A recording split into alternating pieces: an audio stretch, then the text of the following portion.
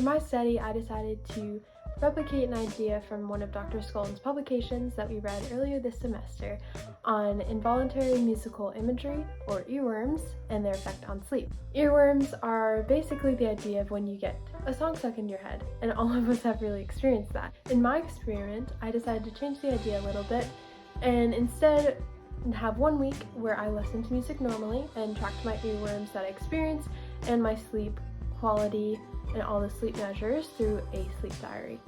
And then on my experimental week, I eliminated music from my life, at least in all the ways I could control, and I also continued to track whether I still had earworms and how many I still had, and then how my sleep was through the sleep diary. On the screen, you'll see the average numbers of earworms per day between the control and experimental conditions. The control had an average of around 9.8 earworms per day, and the experimental had around 7.6 earworms per day.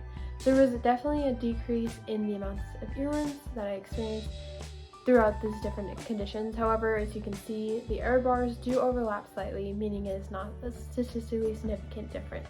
Sleep onset latency, or the amount of time it takes for someone to fall asleep, did not really change at all throughout the two conditions. Wake after sleep onset, or the amount of time awake after falling asleep originally, did not change much between the two conditions either. It did decrease by around 2 minutes, but this was not a statistically significant difference. I found that during the experimental condition, I was fully alert all day long. I had an average of 3 every single day, was pretty alert after I woke up. On the control week, however, I had a average of 1.8 for the alertness, so I was much less alert and awake each day. Throughout the day, I had a lot more tiredness throughout that week. As you can see, the error bars do overlap, so it's not a statistically significant difference.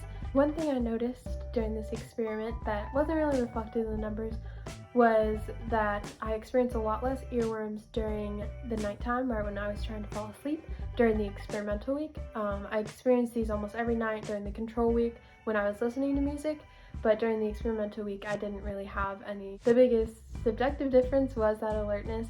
I was very aware of being a lot more awake and alert those on the week that I did not listen to any music, which I found kind of surprising.